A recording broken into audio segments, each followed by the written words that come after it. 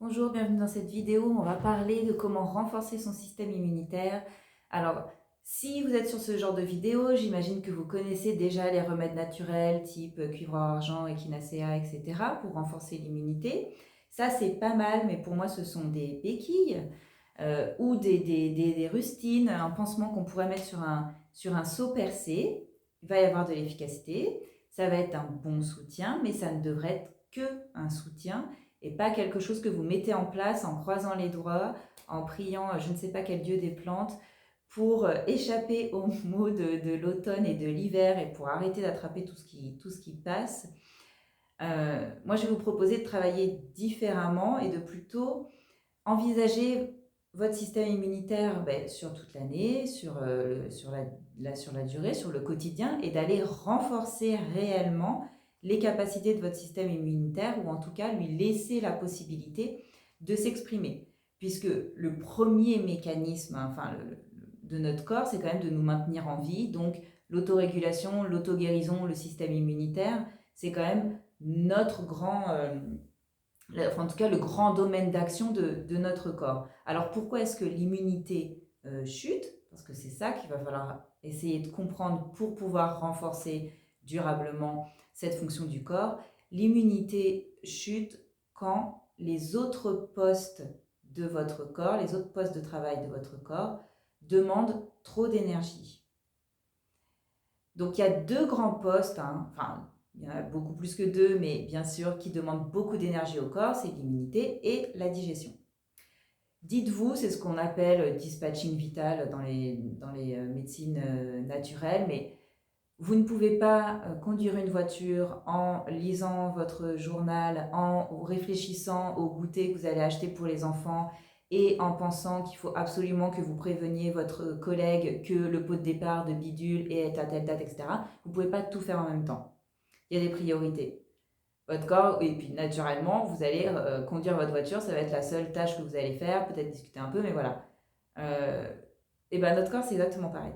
Il ne peut pas tout faire en même temps. Et donc, lorsque, par exemple, la digestion est sursollicitée, l'énergie qui était sur le système immunitaire, par exemple, va être redirigée vers la digestion, parce que quand on a un bol alimentaire qui est hautement indigeste, il va quand même falloir le digérer. Donc, le corps va rassembler toutes ses troupes pour les mettre sur le digestif. Et donc, pendant ce temps-là, les autres postes ne sont pas occupés, donc le système immunitaire n'est pas à son top à ce moment-là parce qu'il n'y a pas d'énergie à mettre de ce côté-là. C'est-à-dire que, par exemple, le pire ennemi de l'immunité, c'est le grignotage. Le grignotage, vous verrez dans la description de la vidéo, je vous mettrai un lien vers une vidéo que j'ai appelée sur les encas healthy, ou alors, cette grosse bêtise, vous comprendrez pourquoi le grignotage, c'est un peu l'ennemi public numéro un quand on cherche à avoir une santé naturelle et durable, puisqu'en fait, les digestions sont répétées, répétées, répétées, répétées, répétées, répétées, répétées. Donc ça, tant que votre digestion est alimentée, ou en tout cas qu'on lui demande de travailler, toute l'énergie qui aurait pu être dirigée vers le système immunitaire va être dirigée vers le digestif. C'est aussi pour ça que, par exemple, lorsqu'on parle de jeûner, pour justement renforcer le corps, et bien c'est parce qu'on enlève un gros poste de travail et que donc le corps peut réutiliser cette énergie qui n'est pas utilisée pour la digestion, pour les drainages, aller voilà, grignoter toutes les cellules qui ne sont pas très jolies et aller faire du tri dans le corps parce que voilà, le poste de travail de la digestion a été arrêté.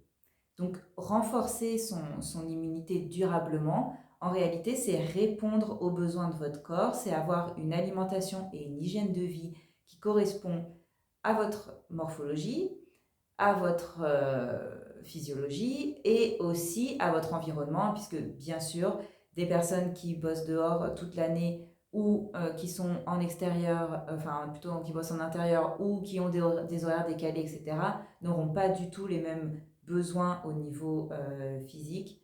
Donc ça s'adapte, on prend la personne dans son environnement. Donc nourrir votre corps correctement, ça va lui permettre de faire son travail en fait, tout simplement. Et le système immunitaire, vous maintenir en bonne santé. Mais c'est la base, c'est ce que recherche naturellement le vivant, quoi. Donc c'est quelque chose que votre corps sait faire. Si aujourd'hui vous attrapez tous les petits virus qui traînent, que vous êtes enrhumé tous les hivers, etc., c'est parce que votre corps, en fait, n'a plus les capacités de vous protéger. Donc il faut lui redonner des armes positives, pour qu'il puisse faire le boulot. Et ça se fait avec l'alimentation, avec l'hygiène de vie. Donc, tous les remèdes naturels que vous trouvez pour booster l'immunité. Mais pourquoi pas? Enfin, très bien. Je veux dire, j'en ai utilisé moi aussi quand j'ai commencé la naturopathie.